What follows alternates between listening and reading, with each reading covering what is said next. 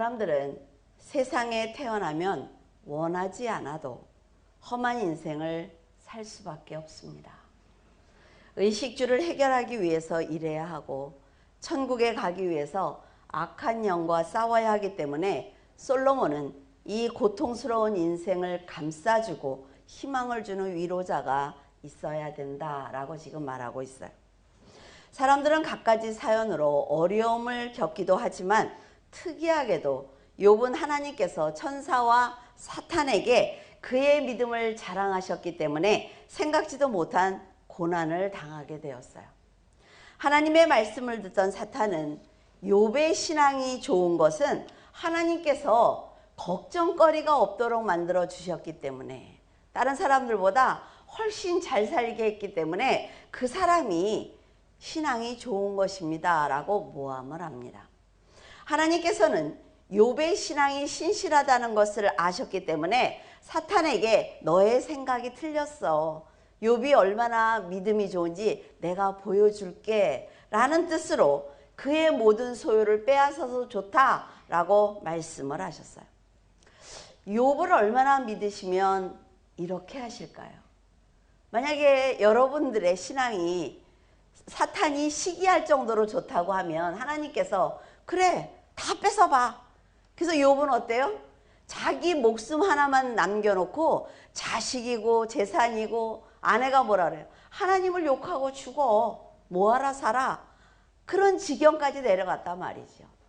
그런데도 욥은 인간이 견딜 수 없는 그런 고난을 당하면서도 나는 하나님께서 세상의 것을 주었기 때문에 하나님을 사랑하는 게 아니야 라는 걸 보여주었어요. 그는 하나님께서 전능하신 왕이라는 것과 영원한 나라가 있다는 것을 확실하게 믿었기 때문에 그의 신앙이 흔들리지 않았습니다. 이렇게 끝까지 믿음을 지키는 사람이 결국 복을 받는 거예요. 욥과 다르게 도액처럼 세상을 위해서 사는 사람도 있습니다. 도액은 제사장 아히멜렉이 다윗을 도와주었다라고 하면서 사울 왕에게 이간질을 하고 있어요. 고자질을 하고 있는 거죠. 왕의 명령을 받은 도액은 세마포 에봇을 입은 제사장 85명을 죽입니다. 왜? 사울 왕에게 인정을 받기 위해서는 자기도 뭔가를 해야 된단 말이죠. 그러니까 하나님께서 세우신 그 제사장 85명을 죽여요. 더 나아가서 제사장의 마을, 그러니까 높, 그곳에 가서 제사장의 아내와 아이들, 그리고 모든 짐승들, 그들의 소유물을 다 죽여버리는 거예요. 세상의 출세를 위해서 하나님을 배신한 도액과는 달리 사도 바울처럼 그리스도의 복음을 위해서 자신이 가지고 있는 권세와 명예를 스스로 버리고 십자가를 지는 심정으로 전도의 사명을 다 감당하는 사람도 있습니다. 인간의 삶은 참 다양하다는 걸 알 수가 있어요. 저 집은 아무 일도 없어서 참 좋겠어. 얼마나 잘 살아. 얼마나 편안할까. 근데 여러분, 그 문을 열고 한번 그 집에 들어가 보면 모든 일들이 그 집에서 있다는 거죠. 도액처럼 욕심 때문에 영벌을 받는 사람은 하나님의 심판을 받기 때문에 흘리는 눈물을 닦아줄 위로자가 없습니다.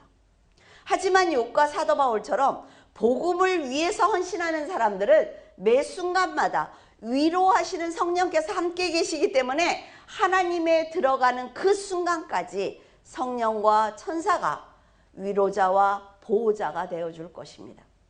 성도와 사탄과의 치열한 영적 전쟁을 세상 사람들이 이렇게 볼 때는 저 사람 하나님을 믿는데 왜 저런 일을 당해? 저 사람 하나님을 믿는데 무슨 고난을 저렇게 당하지? 라고 할 수 있어요. 그러나 성령의 인도를 받는 성도는 이 고난이 영적 전쟁이라는 걸 압니다. 그래서 그 고난을 고난으로 보지 않습니다. 남들은 하나님을 믿으면 잘 살아야 되는 것 아니야?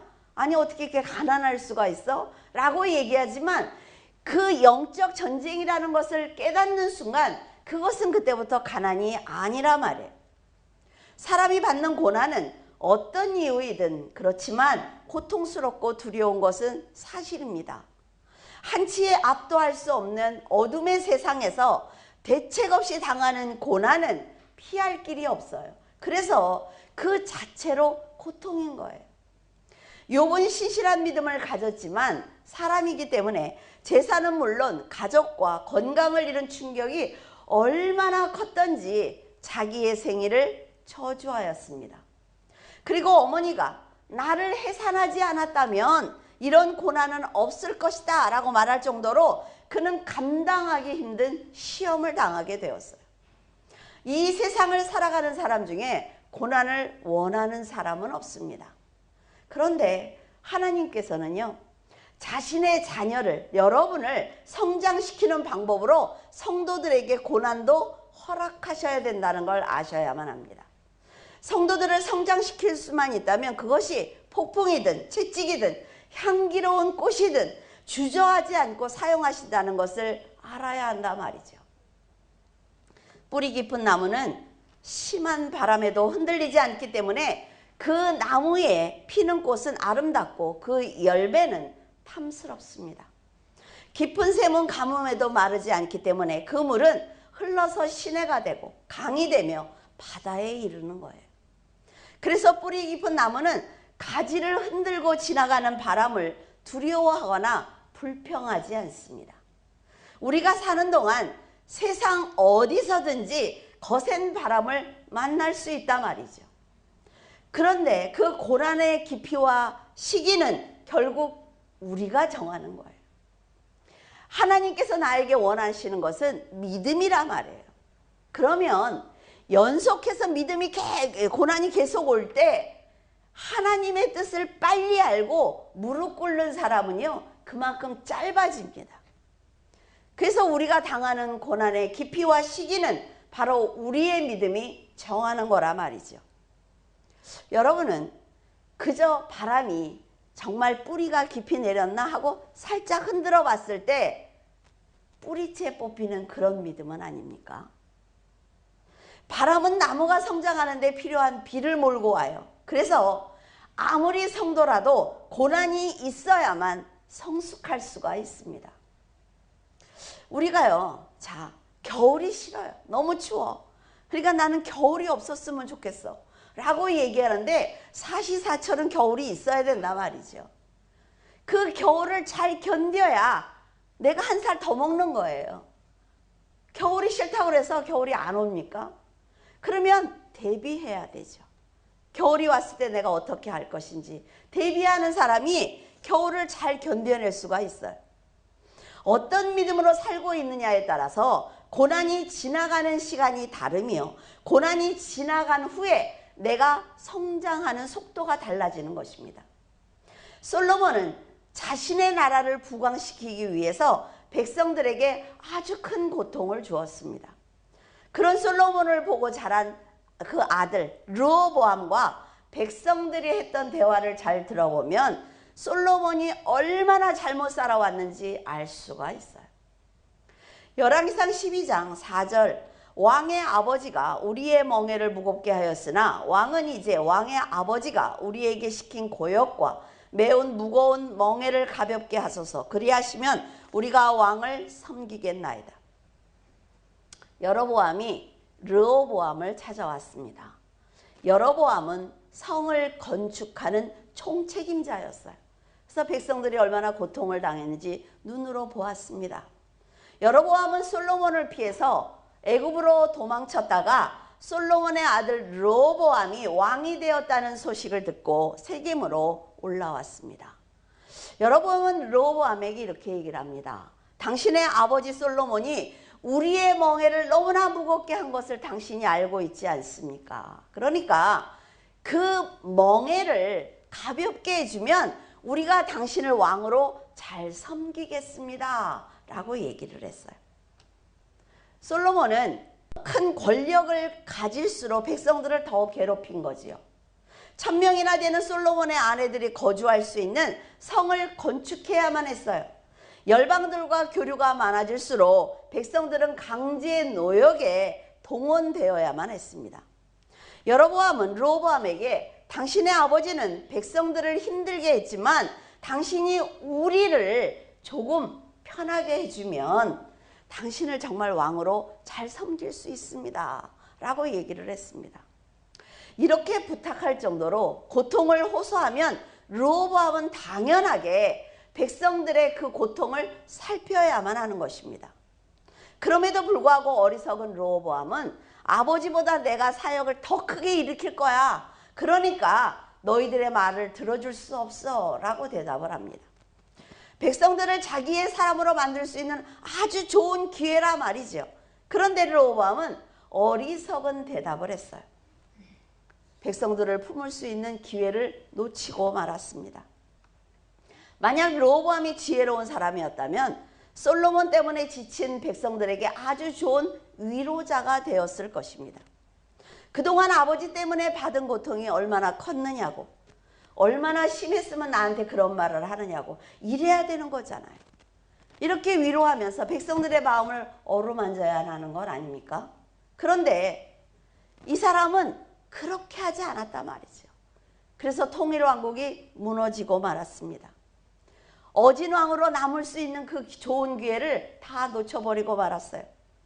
이런 것을 보면 인간관계에 중요한 것은 각 개인이 가지고 있는 좋은 인성이 바탕이 되어야 한다는 것입니다. 경험상 인성이 좋은 사람은 지금 가지고 있는 믿음이 조금 연약해도 하나님께서 그의 보호자라는 신뢰가 있기 때문에 그들의 믿음, 그들의 마음이 잘 변하지 않습니다. 보호자 되시는 하나님을 향한 감사한 마음이 잘 변하지 않아요.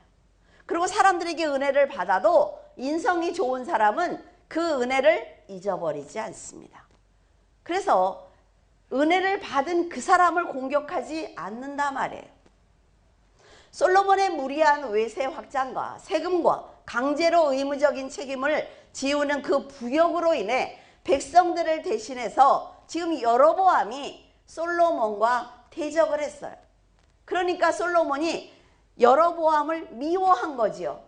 그래서 그 사람은 세겜에 남아있을 수가 없었어요. 자, 이제 르호보암에게 기대를 걸고 올라왔던 여로보암은 실망했습니다. 더 이상 희망이 없지요. 그러니까 자기를 따르는 사람들과 함께 북왕조를 세웁니다. 북이스라엘을 세워요. 거기에 초대왕이 되었어요.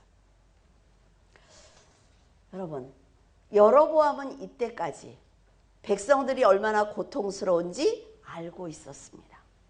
그러나 그 역시 권력을 잡으니까 솔로몬과 똑같은 행동을 한단 말이죠.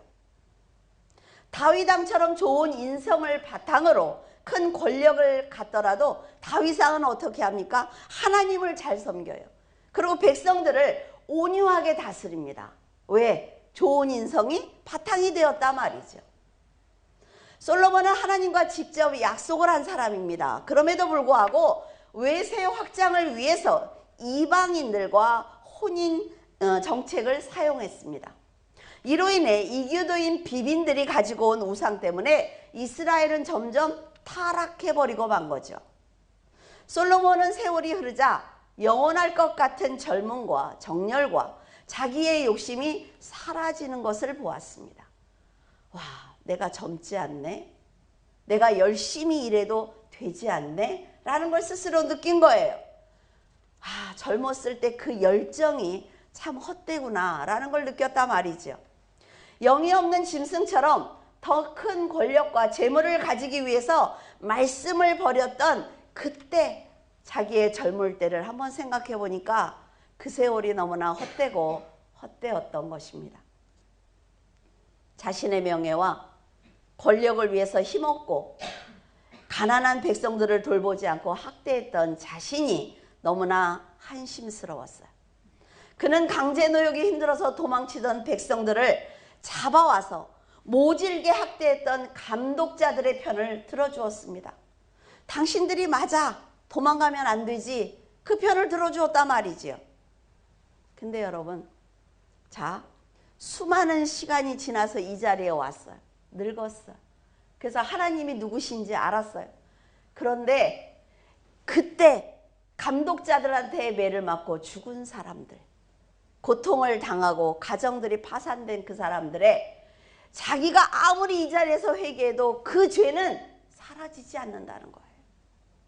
얼마나 두려웠을까요? 머지않은 시간에 하나님을 만나야 되는데 내가 과거에 했던 그 일들이 사라지지 않기 때문에 아무리 밤을 새서 울고 회개를 해도 하나님께서 나를 용서하셔도 그 일은 그대로 있단 말이에요. 그러니까 자기의 인생이 헛되고 헛된 것입니다.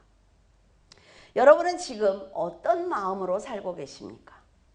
혹시 솔로몬처럼 손에 움켜진 것을 빼앗기지 않기 위해서 거룩한 믿음과 좋은 인격을 버리고 있는 것은 아닌지 여러분 자신을 돌아봐야만 합니다. 오늘 여러분이 한 말과 행동이 바로 여러분 자신이며 여러분의 인생이 되는 것입니다.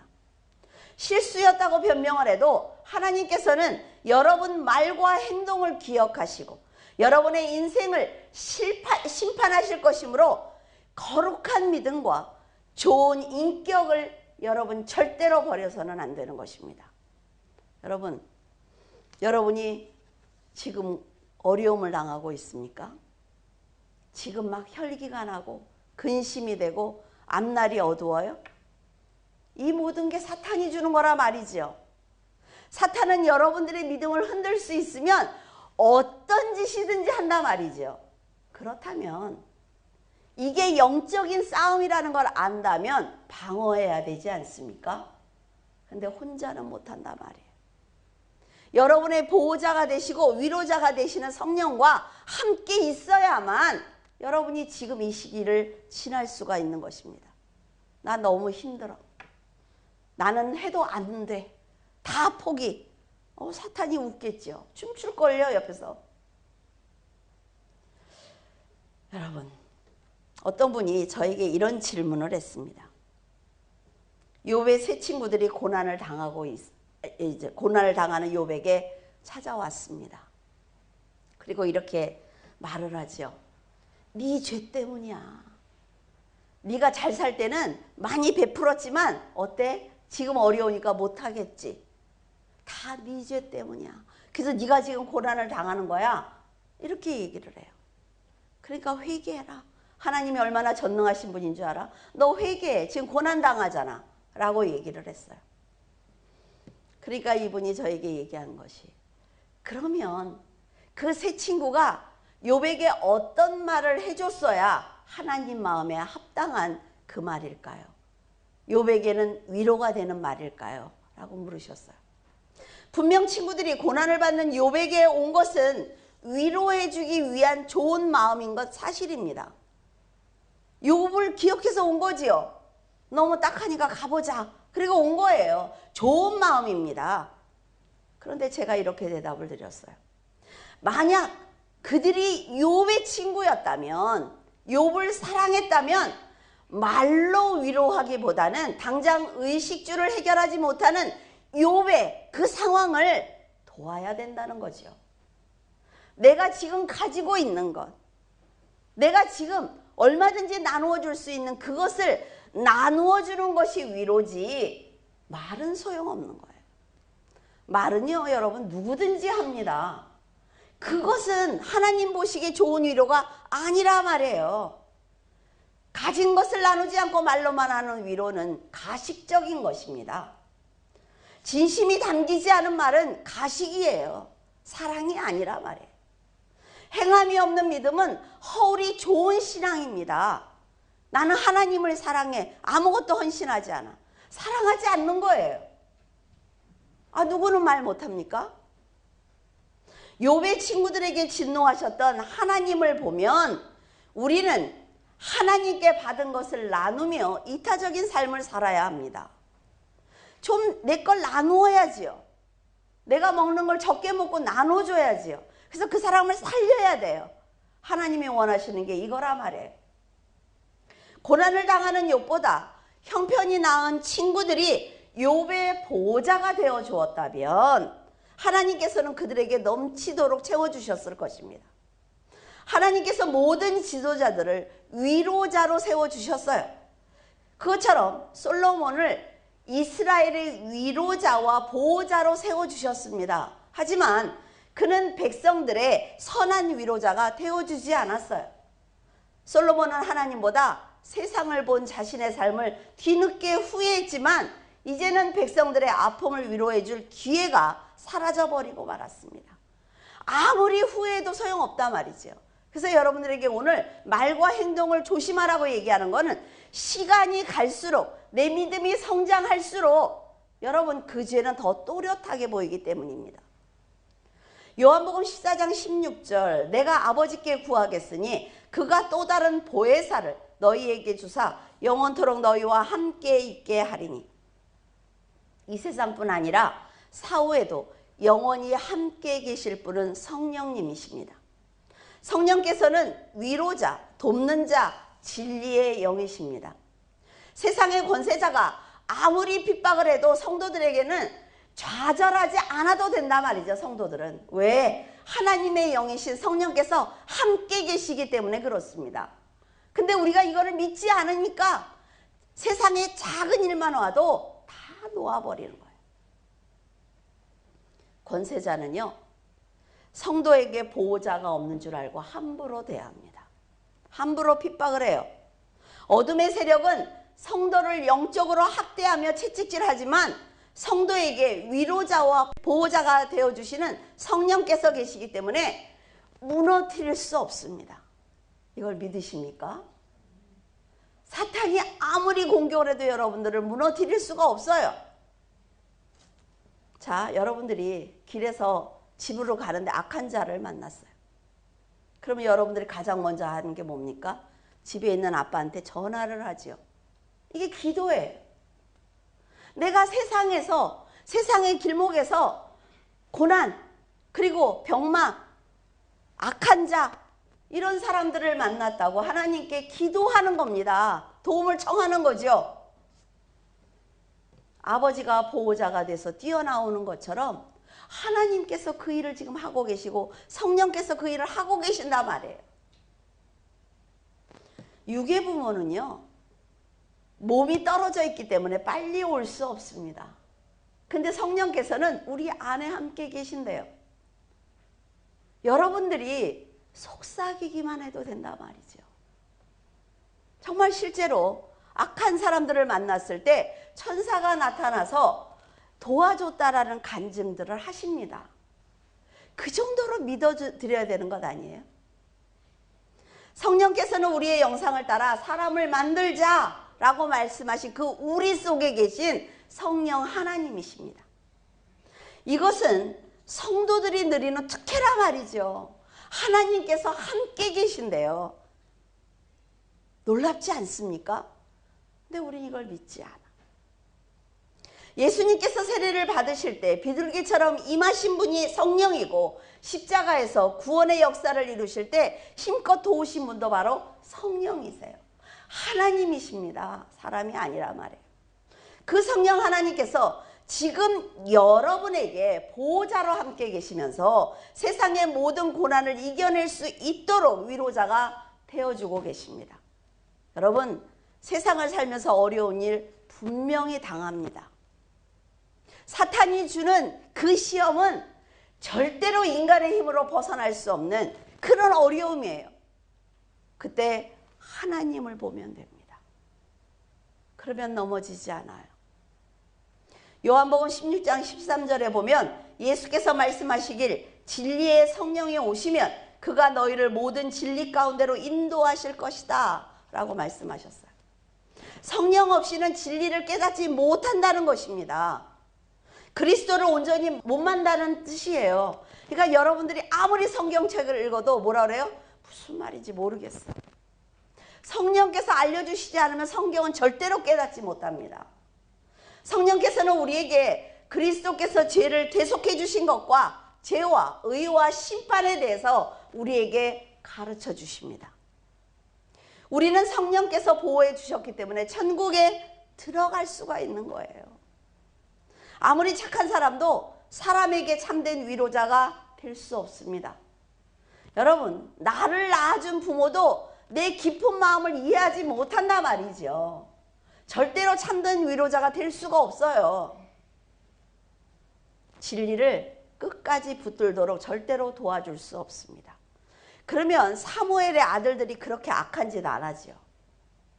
절대로 부모는요, 그 자녀를 믿음의 길로 인도하기가 쉽지 않아요. 그 자녀에게 성령께서 너와 함께 하신다는 걸 가르쳐 주는 거지 진리로 이끌고 가는 건 쉽지 않단 말이죠. 하지만 성령께서는 언제 어디서나 참된 위로자가 되어주십니다. 이 험한 세상에서 항상 내 편이 되어주시는 위로자가 계신다는 것은 정말 놀라운 축복입니다. 여러분은 믿음으로 성령을 의지하셔야 된다 말이죠. 4절에 내가 또 본즉 사람이 모든 수고와 모든 재주로 말미암아 이웃에게 시기를 받으니 이것도 헛되어 바람을 잡는 것이로다. 사람들은 일의 성취를 위해서 노력하기보다는 다른 사람들의 수고와 재능을 시기하는 것으로, 그리고 막 비교하잖아요. 저 사람과 어떻고 저 사람은 능력이 있어서 잘 되는 게 아니야. 줄을 잘 서서 저 사람은 출세한 거라고 하지만 능력이에요, 그것도. 그러면 나도 노력을 해야 되는데 그런 것에 인생을 허비하고 있습니다. 솔로몬은 정당한 방법으로 경쟁하기보다는 비교 의식에 사로잡혀서 상대를 비난하고 모함하는 사람들을 보자 참 인간의 삶이 헛되다는 걸 다시 한번 깨닫습니다. 성공한 사람은 자신의 잘못이 아니더라도 모함하고 시기하는 사람에 의해서 무너질 수가 있습니다. 그러니까 세상의 일은 성공 여부와 상관없이 바람 잡는 것처럼 허무한 거예요. 넘어졌을 때 내가 어떻게 다시 일어날 것인지. 사람들이 뒤에서 공격하고 시기하는 건 방법이 없단 말이죠. 그러면 나는 하나님 안에서 하나님, 저 사람들로 인해서 내 인생의 시간이 허비되지 않게 해달라는 기도를 해야 돼요. 배려 없는 강한 승부욕으로 수단과 방법을 가리지 않고 이긴다고 해도 여러분 그 기쁨은 잠시뿐입니다. 그게 즐거울까요? 그때부터 뭐예요? 내 두 손에 움켜쥔 이것을 빼앗길까 봐 죄라는 것을 알면서도 죄를 짓습니다. 이런 인간적인 마음 때문에 허탈감과 두려움과 죄의식을 잠재울 수 없어서 늘 불안한 삶을 살기 시작하는 거예요. 솔로몬은 나라를 강대국으로 만들겠다는 한결같은 마음으로 달려왔는데 돌아보니까 결국 그 모든 시간들이 인간적인 욕심이었다라는 걸 깨닫게 되었습니다. 그 시간 동안 차라리 하나님과 함께 했다면 얼마나 좋았을까요? 많은 사람들이 부러워했던 재물과 권세까지도 죽음 앞에 탁 서보니까 헛되다는 걸 깨달았단 말이죠. 왜 하나님을 더 사랑하고 말씀대로 베풀고 나누면서 지혜롭게 살지 못했을까? 계속 전도서는 그 후회뿐입니다. 자신의 권세를 이용해서 신하들이 부를 축적한다는 걸 알고 있었어요. 근데 여러분, 솔로몬이 그 신하들을 그냥 둡니다. 왜? 그들의 힘이 필요하니까. 책망하지 않는단 말이죠. 그 사람들을 멀리하면 하나님께서 지혜로운 사람들을 곁에 두실 텐데 인간적으로 생각하니까 이 사람은 너무 능력이 있어. 이 사람은 너무 잘 살아. 그러니까 묵인해 주는 거예요. 신하들의 구분 판결로 인해서 백성들은 고통을 심하게 당했습니다. 솔로몬에게 나라와 백성을 맡기신 하나님께서 솔로몬을 책망하시는 것입니다. 솔로몬은 우매자처럼 살아온 자신이 한심해서 뒤늦게 뉘우쳐 보지만 백성들의 고통을 위로할 길이 없었어요. 여러분, 지도자는요, 곁에서 보필해 주는 사람이 지혜로워야 합니다. 그리고 인성이 좋은 사람이 곁에 있어야 돼요. 지도자는 한 나라의 대통령일 수도 있고 교회 목회자일 수도 있고 가정의 부모일 수도 있고 선생님일 수도 있습니다. 왕을 보필하는 사람들이 구분 판결을 하면 그것은 결국 하나님 앞에 왕이 책임을 져야 하는 것입니다. 그 사람은 그 사람의 죄로 하나님께 책망을 받겠지만 왕은 그 사람들의 속삭임을 분별하지 못한 것 때문에 하나님께 엄청난 책망을 받습니다. 그래서 인성이 좋은 사람들을 곁에 두어야 합니다. 우리는 좋은 성품을 가진 사람을 분별할 지혜가 없지만 거룩한 성품을 가지신 성령께서 계시기 때문에 그 사람이 나한테 얘기할 때 내 안에서 이미 아니야, 이 말은 틀렸어 라는 분별을 할 수가 있단 말이죠. 그래서 성령과 함께 있으면 선한 길로 갈 수 있습니다. 6절에 두 손에 가득하고 수고하며 바람 잡는 것보다 한 손에만 가득하고 평안함이 나으니라. 두 손에 내가 원하는 걸 막 쥐었어요. 자, 물에 빠져서 쓸려 내려가고 있어. 금덩이를 2개 쥐었어. 이거 어떤 것도 포기할 수 없어. 그럼 어때요? 죽어야지요. 그런데 한 손에만 금덩이를 쥐고 한 손이 자유로우면 떠내려가다가 나뭇가지라도 잡을 수 있어요. 이게 인생이란 말이에요. 지금 솔로몬이 하는 말이 이 말이란 말이에요. 두 손에 욕심과 가득 쥐고 아무것도 안 하는 사람들은 결국 하나님께 구원받을 수 없다는 것입니다. 그 인생이 평안하지 않다는 거지요. 그런데 하나님께서 주신 세상의 복을 한 손에 잡고 한 손에 하나님을 향해서 손을 내밀고 있으면 너의 인생은 평안하다는 것입니다. 근데 사람들이 이게 쉽지 않단 말이에요. 성도들이 재물이 많고요. 유명하면 복음을 전하는데 굉장히 유익합니다. 연예인 한 명만 여기 와서 이렇게 앉아서 유명한 사람이 있으면 굉장히 유익해요. 그러나 그 사람이 인성이 잘못되면 그 교회는 무너집니다, 여러분. 그래서요, 성도들이 이 세상이 끝이 아니라는 생각을 꼭 하셔야 돼요. 그래서 거룩한 믿음과 좋은 인성을 가지고 하나님 앞에 서기 위해서 노력하셔야 됩니다. 솔로몬은 하나님을 우선순위로 모시지 않고 살아온 세월을 후회하고 있습니다. 과연 이런 후회를 솔로몬만 할까요? 여러분은 기도하실 때 이런 후회하지 않습니까? 하나님, 잘못 살아왔습니다. 맨날 앉으면 자기 후회만 하고 있죠. 이게 저거든요. 다른 기도를 하고 싶어. 맨날 내 죄만 회개하고 앉아. 우리도 늘 생각하고 결정해야 하는 삶을 살고 있지만 다른 사람들과 자신을 비교하기도 하고 죄라는 것을 알고 선택하기도 합니다. 그리고 후회하면서 또다시 그 다음날 똑같은 죄를 짓는 거예요. 죄라는 걸 모르고 짓는 사람은 단 한 명도 없습니다.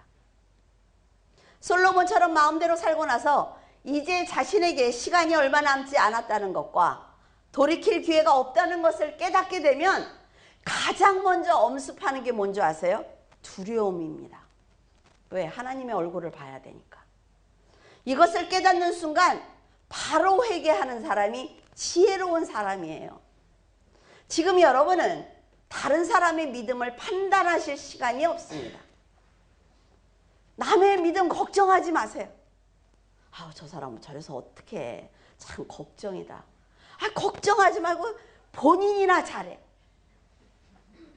성경에 기록한 대로 세상은 점점 영적인 다툼이 심화되어 가고 있기 때문에 자신의 의의를 버리고 그리스도를 붙들어야 삽니다.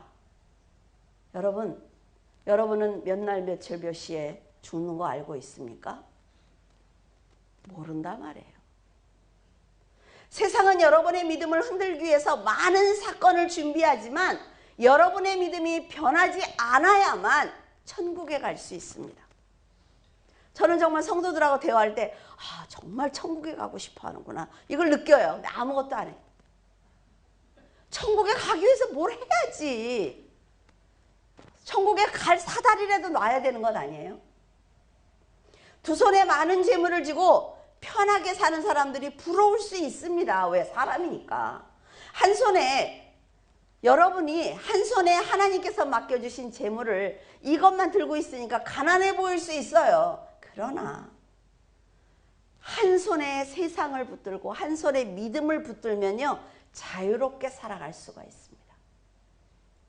여기에 우선순위만 두지 않는다면, 이렇게 살면요, 사탄은 절대로 욕심을 부리지 않는 여러분을 공격할 수 없습니다. 왜? 사탄이 공격하려고 오면 다 버리거든. 다 버리고. 이런데 어떻게 공격을 할 거야? 이거를 안 놓고 숨을 나니까 두렵기도 하고 무섭기도 하고 사탄에게 굴복하기도 하고 그러는 거예요. 우리는 세상에 드러내놓고 자랑할 것이 없습니다. 하지만 사탄의 공격을 막아줄 보호자와 고난의 눈물을 닦아줄 위로자가 계시기 때문에 염려하지 않아도 돼요. 사탄이 공격할 빌미를 주지 않는다는 것은 내가 지금 말씀대로 살고 있다는 증거입니다. 좋은 인성을 가지고 정직한 믿음으로 산다면 솔로몬이 이렇게 고백을 합니다. 자기의 살을 먹는 것처럼 내 삶이 너무나 후회스럽다. 얼마나 아프면 자기 살을 먹는다 그래요. 그런데 여러분, 한 손에만 잡고 한 손을 하나님의 손을 잡고 있으면 이런 인생 살지 않습니다. 인생의 끝자락에 서서 돌아갈 수 없는 지나온 세월을 후회하지 않기 위해서는 늘 옳은 결정을 하셔야 된다 말이죠. 젊은 사람들은 지금 실감나지 않을 거예요. 이 전도서가 맨날 그 죽음의 끝자락에 서 있대.